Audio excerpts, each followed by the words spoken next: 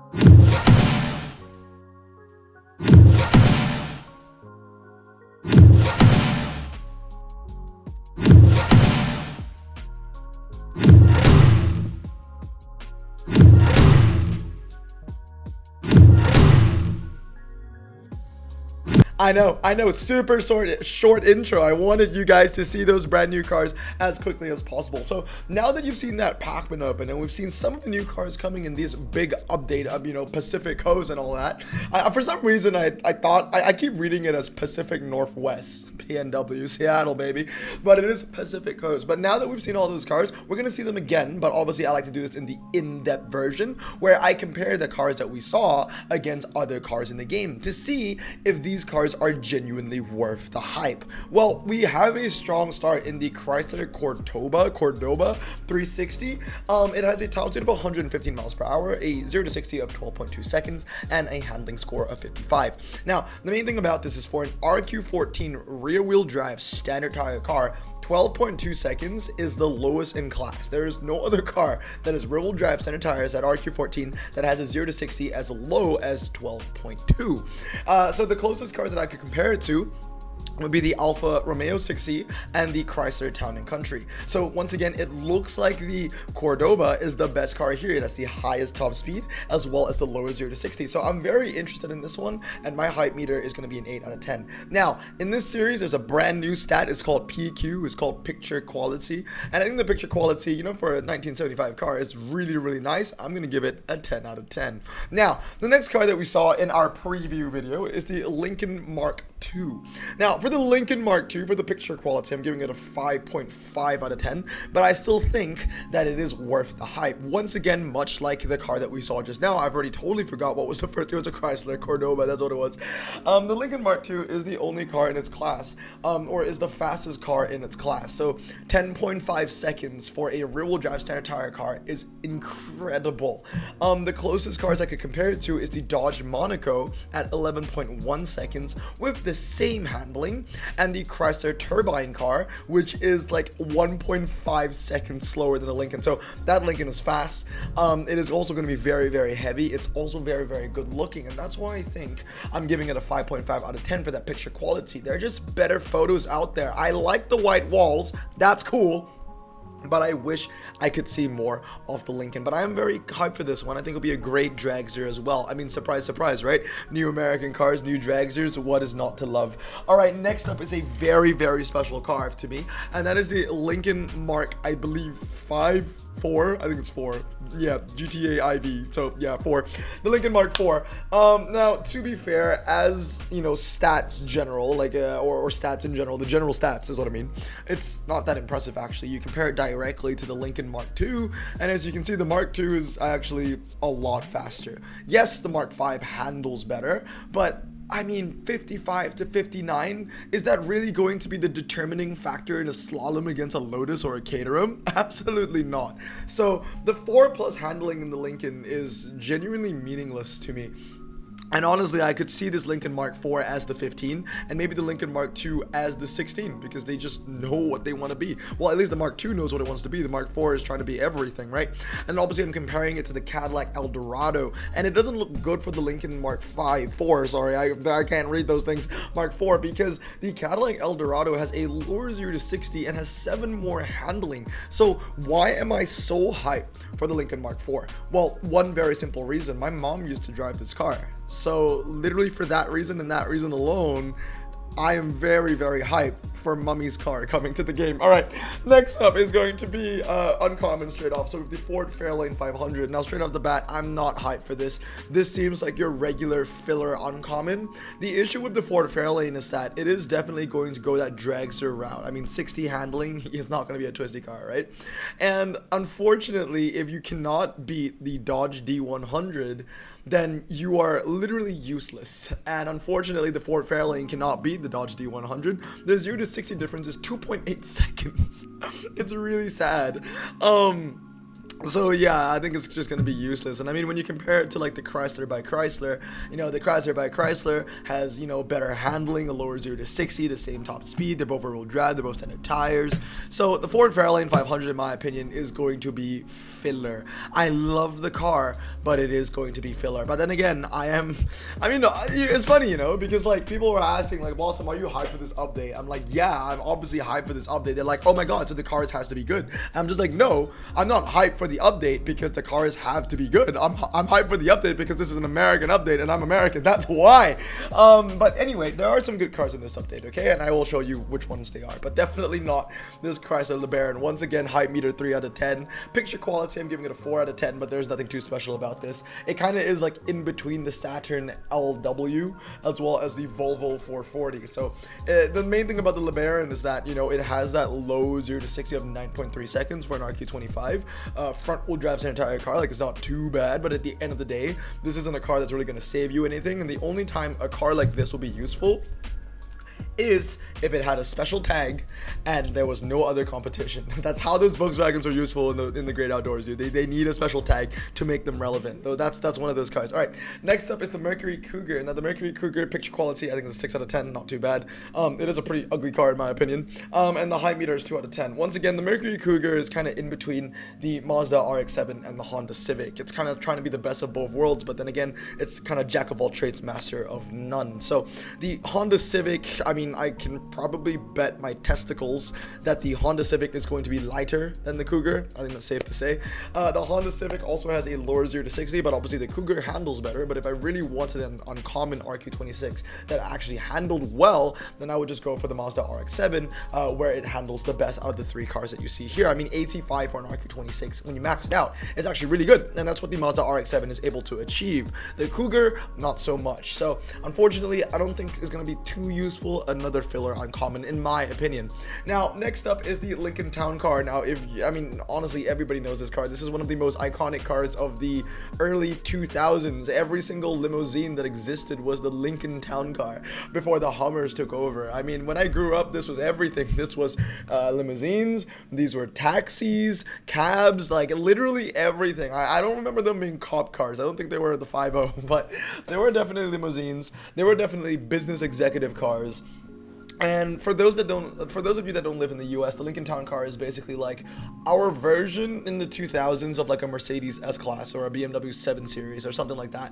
And you can even tell from that Rolls-Royce looking, you know, grill, but this is a super iconic car. So I'm really happy that it's finally coming to the game. Now, the thing is, right, I always thought that the Lincoln Town Car was a car from 1999 because like I'm born in 1999, so it's kind of just ingrained in my brain that I know some cars from my year. And I know that the Lincoln Town Car was produced in 1999, but maybe it came out in 98. Maybe Hutch got the years wrong.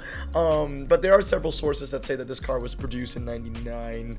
I'm not too sure about that. But anyway, I'm very excited for this car to come. Picture quality, I think, is 6 out of 10. And the height meter is 4 out of 10. I mean, I know I'm saying it's contradictory, like, oh, I'm very excited for this car to come, but my height meter is 4 out of 10. Because as a car it is in top drives, it is going to be pretty useless. Another filler uncommon. As you can see, it's kind of in between the Ford Crown Victoria and the Vsauce Senator. Now, the Crown Victoria definitely was not only a cab, it was also a police car.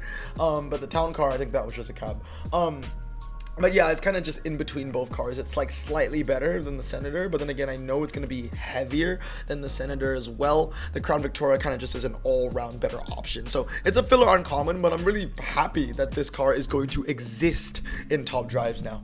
Next up is the Mercury Cyclone GT. Now, I have a problem with this car, okay? And I'll talk about that in a bit. But for now, picture quality, 7 out of 10. Kind of reminds me of the Maserati Indy, the black and the red, but the Indy just is a little bit cooler. And the height meter is 6 out of 10 because at the end of the day, it's a muscle car. I love muscle cars. The only issue with the Mercury Cyclone is that it's supposed to be like this dragster, right? You know, 7.3 for 0 to 60, but it pales in comparison to the Oldsmobile Cutlass S as well as the Plymouth Roadrunner. So I do believe that the Mercury Cyclone is not going to be a very useful uncommon anyway, because it seems like it's going to be outclassed by the Oldsmobile as well as the Plymouth Roadrunner when it comes to rear-wheel drive center tire dragsters, unless the Cyclone has bonkers MRA. I can't see it being better than the two cars below. Now, the next thing I want to talk about the Mercury Cyclone, okay? It's the Cyclone GT. There is no single American car that exists, and I kind of want to say the same thing with the Plymouth Roadrunner. There's no American car, there's no American muscle car with GT in its name especially that has standard tires. Does this look like standard tires to you? Does that look like, seriously? Like, someone tell me, is that those are those standard tires? Is that what standard tires look like? I don't see, you know, diesel 4-wheel drive BMWs going around with Goodyears and just I don't know, man. There's this one thing that really annoys me about Hutch, where like they kind of just tend to, it seems like they're assuming that if it's an old American car, then there's like a 50% chance it's standard tires. No, we're talking about a Mercury Cyclone. We're not talking about a Buick or Skylar or whatever it is. You know what I mean? Like, it's different. One's a muscle car, one's kind of like your pony car. That's a difference, bro. Like, I don't get it. This should have performance tires. I don't know why it's standard. Same thing for the Roadrunner 383. I don't know why that has standard tires when it should definitely have performance tires. If I'm wrong, let me know down in the comments below. But I'm pretty sure those are performance tires, okay? Now, moving on to the rares now. First one is going to be the Ford Torino Cobra. Now, I'm giving it a picture quality of 4 out of 10 because for some reason this looks like a flounder. I don't know why. It's so flat. Why is there so much empty space? The car is as tall as the rarity of the D. That's it. Why? I don't know, man. I feel like they could have found a better angle, and it literally looks like it is a flounder. It looks like it's at the bottom of a fish tank. Even like the ground looks like sand. I don't know. It's a Cobra, but it really just looks like a Ford Torino flounder or a Ford Torino starfish or whatever it is. But I am very excited for this car in general. It's a Torino. I'm really happy that Torinos are coming to the game. Those are so cool. And I do think that although it is a better version of the Chrysler Valiant Charger, and the Valiant Charger is even more expensive, but the Torino has a lower 0 to 60. At the end of the day, the Torino is not going to be useful if it's not able to beat the AC Cobra. And the AC Cobra has a higher top speed and a lower 0 to 60, all for the same RQ. So it's really hard for me to see the Torino actually being a useful RQ31 unless, once again, it has bonkers MRA. Now, next up is going to be the Mercury MC4. I am not interested in this car whatsoever. It looks horrible. It is worse than the Chevrolet SSR, and it is worse than the Ford Mustang SVO, or you can even say equal. No, it's not equal. It's worse than the Mustang, and the Mustang is 1 RQ cheaper. I'm not excited for the MC4 at all. I know Canon would like it because it's a concept, but it does not look good. I mean, in terms of stats. Moving on now is going to be the Lincoln MKZ Hybrid, and once again the hype meter is pretty low. The main thing about this car is that it is just a worse version of the Holden Malibu CDX. The CDX just handles better, and when it comes to twisty wet conditions, handling is the most important thing, and I think that the Malibu would be more useful. This might be one of those cases where the Lincoln may be better than the Holden on city streets small, and the Holden might be better than the Lincoln on city streets medium, and it's the same thing where the Lincoln might be better on hairpin road, where the Holden will be better on twisty road and slalom. Maybe. Just maybe. But I do think that the Malibu is still the better car, and because of that, I'm not very hyped for the Lincoln. The picture is okay. I wish I could see more of the back. It does seem like it's chopped in half a little bit, and once again, it is a slightly worse version of the Alfa Romeo Alfa Sud, but you know, I'm not too bothered about that because the Alfa Sud is obviously higher in RQ by 1. I like to compare these cars to cars that are higher in RQ by 1 point, just to see if they are going to be great cars or not. You know, underrated or not underrated. Next up is the Ford Falcon Futura Sprint, and I gotta say, this thing looks like crap. Immediately straight out the bat, it just looks depressing. High meter 4 out of 10 still, because at the end of the day, it is like, you know, pony car, borderline muscle car, so I like these kind of cars. So these hype meters are going to be higher on average for me than it probably will be for you if you don't like or don't fancy American muscle, or just American cars in general. But the main thing about the Falcon that is really going to bring the stocks down is that if it's not able to beat the Chevrolet Monte Carlo, then it is going to be worthless. The Monte Carlo is 3 RQ cheaper, has a higher top speed, and a 0.1 faster 0 to 60. I know 0.1 isn't a lot, but we're talking about a car that has 30 more miles per hour for a top speed than you do, or you as in the Falcon, and 3 RQ cheaper. So yeah, I mean, I gotta be really, really, really impressed, but this Falcon looks so out of its depth. Something looks wrong. Now, moving on, I think it's super rares now. Yes, first car is the Lincoln Zephyr concept. Doesn't look, I mean, it looks good. Like in real life, I think it's a good looking car, but like in terms of the general stats, it doesn't look good. It looks like a slightly better version of the Oldsmobile LSS, and I think a lot of people can agree that the Oldsmobile LSS is kind of, well, useless. And then it's a slightly worse version of the Cadillac DTS, and they're all the same RQ, but the DTS handles better. So personally, I think it's a cool looking car, and that's it. It's a very 2000s photo. I do like that. Moving on now is going to be the Ford Super Duty F250. Now I think there are going to be a lot of Fords, a lot of F150s and a lot of F250s in this update. Now the picture quality, 10 out of 10. That is a beautiful photo, especially that background. It looks like it's on a farm or on a ranch. That's where you expect the F250 to be. But in terms of like how good it's going to be in the game, the hype meter, 2 out of 10 for me. The main thing about it, once again, if it's not able to compete with the GMC Yukon Denali, then you are a waste of my time. And I don't think it is able to compete with the GMC Yukon Denali when the GMC Yukon Denali has a lower 0 to 60 by 0.7 seconds. So, and a higher top speed of 10 miles per hour as well. So it's a pretty looking car, and that's about it, in my opinion.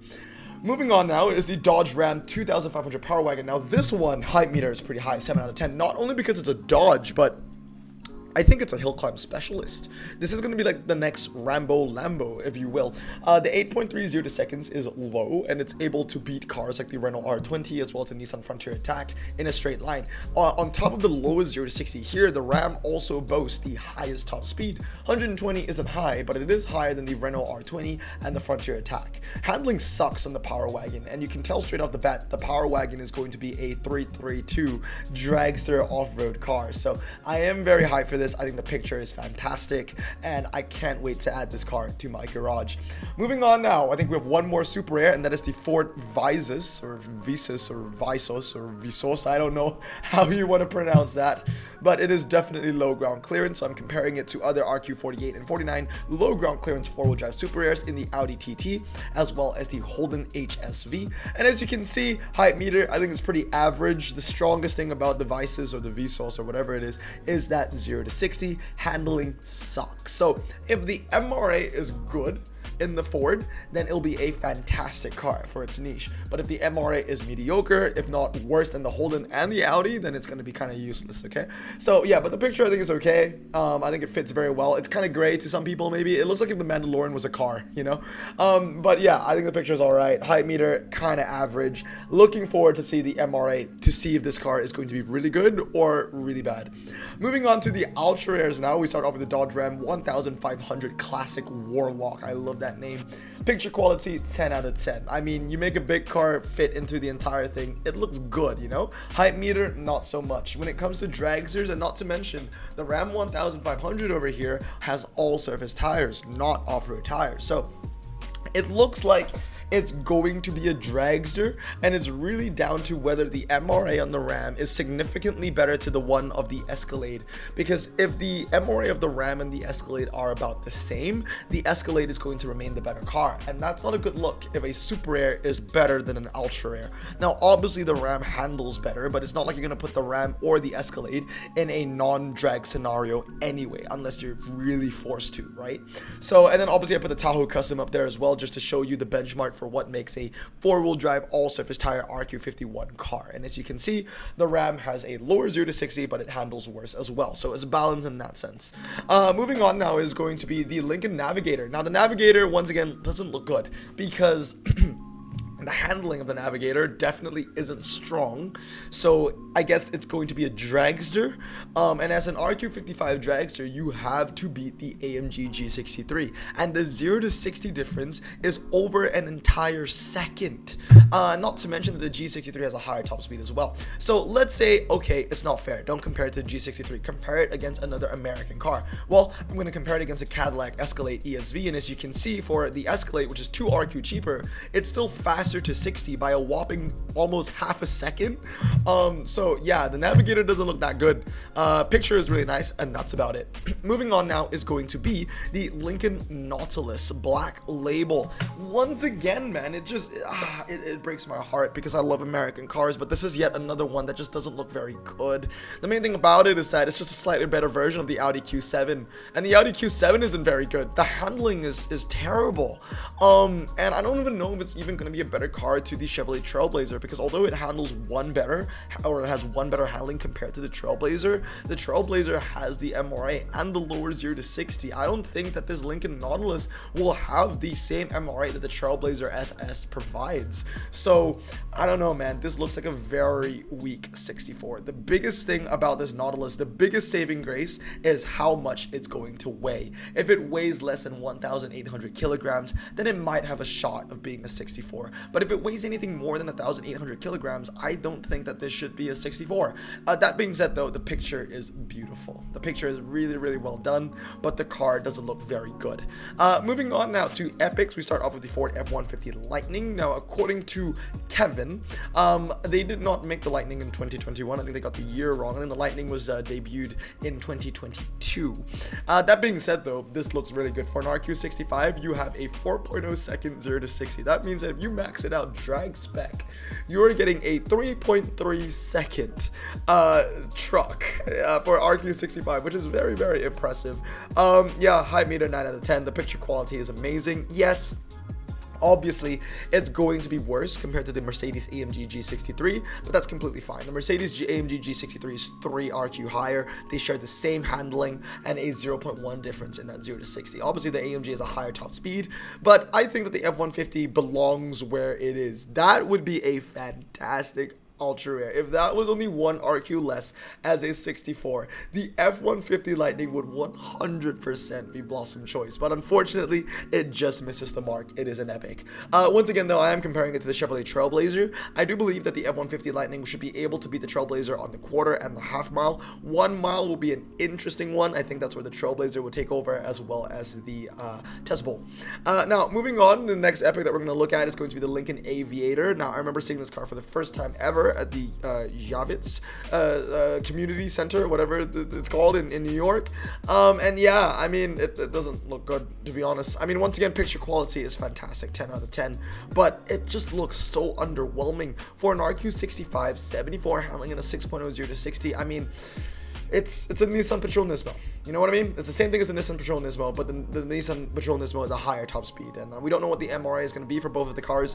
And then obviously it's a worse version of the GMC Terrain Denali. I mean, it's subjective because it has a way lower 0 to 60 compared to the GMC, but when it comes to off-road conditions, handling is everything, and the Terrain just handles better. So I am actually swaying towards the GMC Terrain being the better car. So yeah, man, the Aviator, once again, in terms of general stats, it doesn't look very good, but it's a very pretty photo. Hutch did a really good job with the pictures. And last but not least, the last car that I have to showcase is going to be the Ford Explorer ST, and I gotta say, this car, oh no, it looks horrible.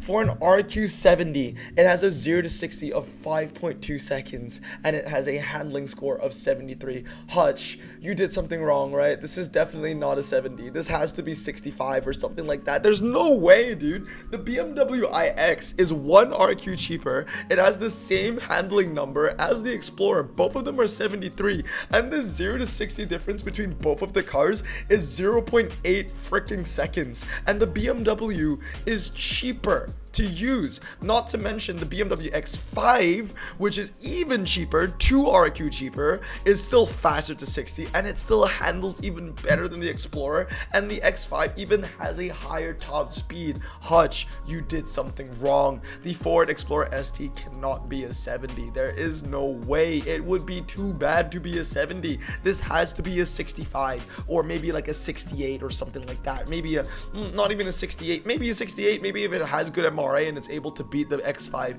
X drive and drag conditions, and maybe it could be a 68. But if anything, come on, man, make it 67, make it 66. This should not be 70. Why is this 70? That makes no sense. That being said, though, picture is nice. That's about it. So overall, it seems like there is a trend. The pictures are nice, the stats not so much. Now, I am looking forward to seeing what the other showcase cars are going to be, because obviously on my end, I had no Hellcats to show to you guys.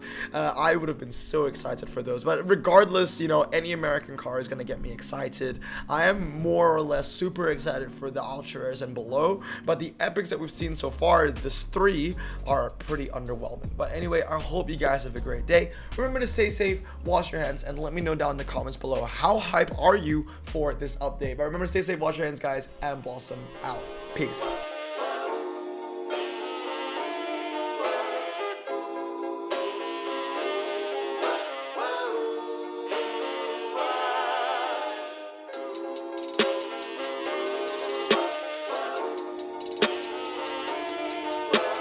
Bro, this song just makes me so happy.